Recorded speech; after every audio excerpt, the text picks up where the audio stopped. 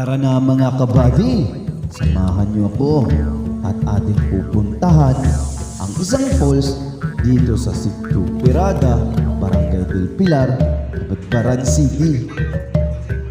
Tayo na at maglakad, kumain at mag-enjoy sa malamig na tubig dito sa falls.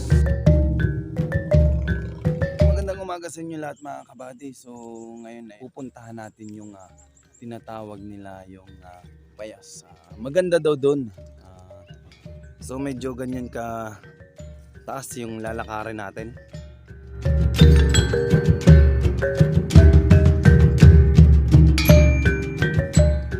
Matarik talaga siya mga kabady, pero pag kung nasanay ka, okay na sa'yo to. Pakaganda rito mga biking. May mga nagba-biking dito. May mga daan ditong medyo kasi nga hindi naayos yung niya. Siguro gawa ng malakas ng ulan. So nandito na tayo sa may tuktok. Medyo pagdating sa taas na raw yung medyo patag na. So sa nakikita nyo sa likod ko, makikita nyo ang lungsod ng Kabadbaran. So medyo malayo pa ang ating lalakarin kasi nga 30 minutes pa lang tayo naglalakad. Sabi nila 2 hours daw pag nilakad mo lang.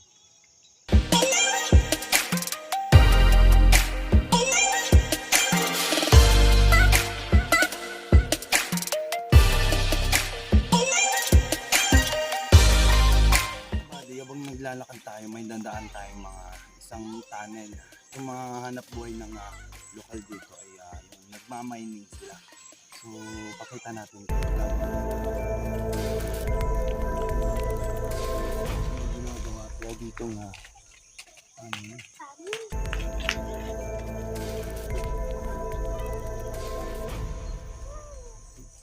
Medyo sarado na siya kasi wala nang nagano. Titignan natin mga kabady ko. Ano yung ginagawa nila?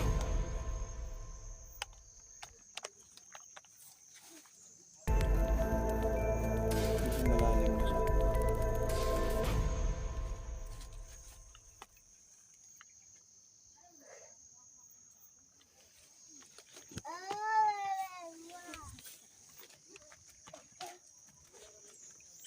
Uy! So hindi na tayo tumuloy kasi medyo baka makita tayo ng ahas. Wala na kasing tao doon kaya mahirap na baka may ahas doon sa ilalim.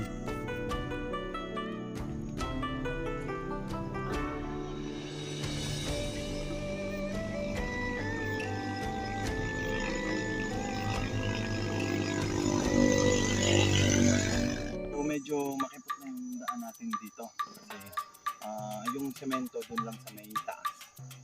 So maglalakad na muna tayo rito ng baka mga 30 minutes to 40. Ayan, depende sa lakad mo lang.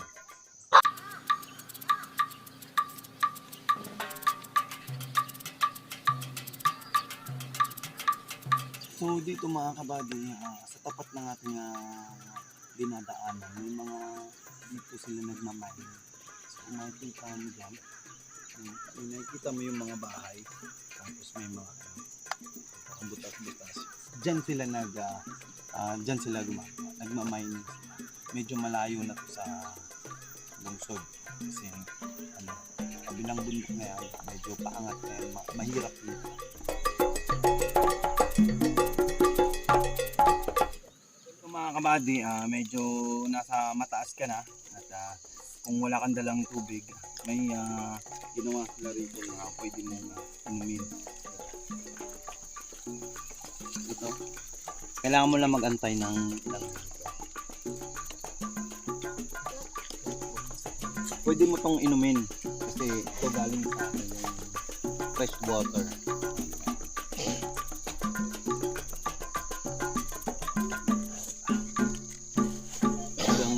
Ang sarap ng fresh water.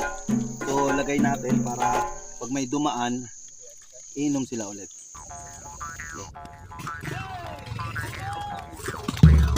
Okay.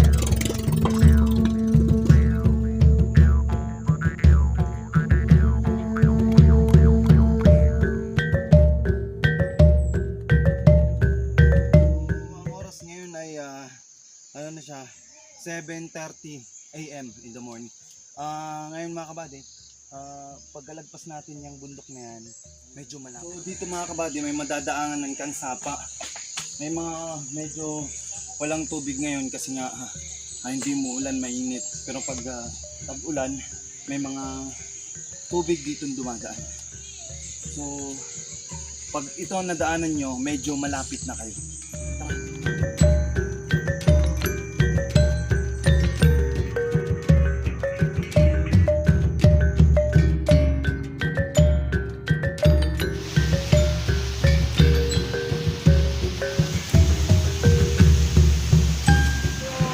Kabady, nandito pa lang tayo sa baba. Kung makikita nyo, parang dito banda, medyo malalim na siya. Pero pwede mo na siyang liguan. Maliit ng falls niya kumpara dun sa taas. Kung maya pupunta tayo sa taas para makita nyo. Maganda kayo. Mga kabady, maganda yung panahon. Malamig. Talagang kung gaano kainit yung nilakad mo. Mas lalo pang gagaan yung pakiramdam nyo kapag nandito ka na. Punta tayo sa taas para makita nyo. Tara, let's go!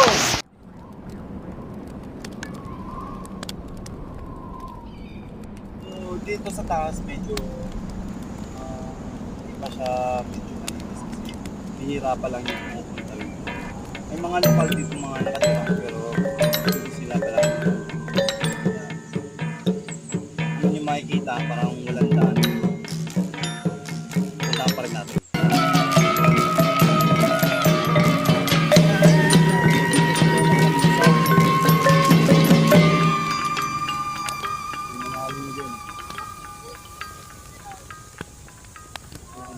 Nakakit pa tayo doon.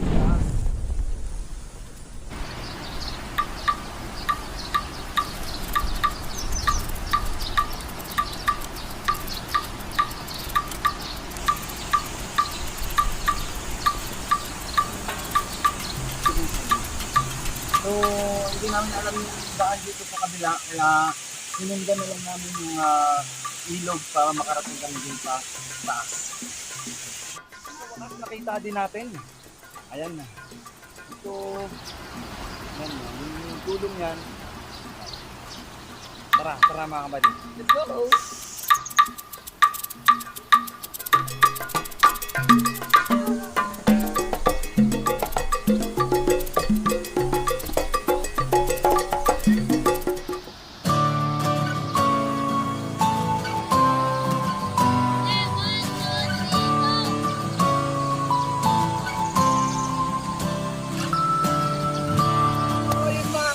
Nandito na tayo sa hinahanap nating falls.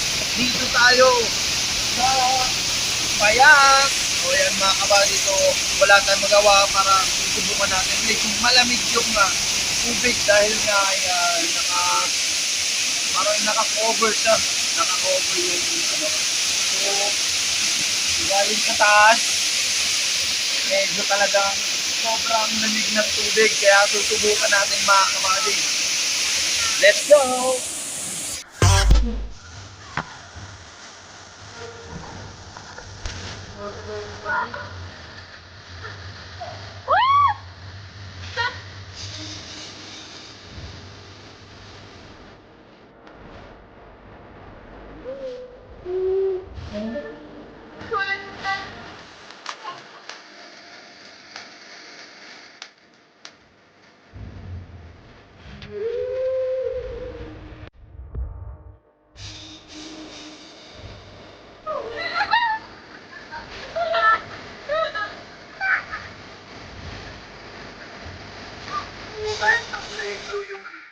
So, naiilang tayo maligo. Color blue na yung tubig niya. So, makuha tayo ng stick, susukatin natin kung gaano kalalim. So, para malaman natin kung gaano kalalim, susukatin natin dito ang ginawa natin. Mga 3 dipa kung talagang gaano malalim pa.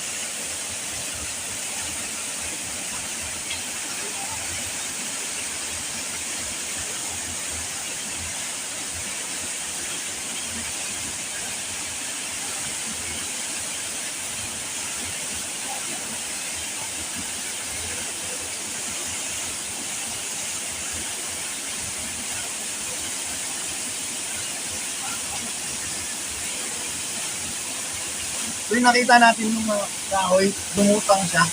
So ganun siya kalalim, mga 3 dipa. So malalim talaga siya. Alright.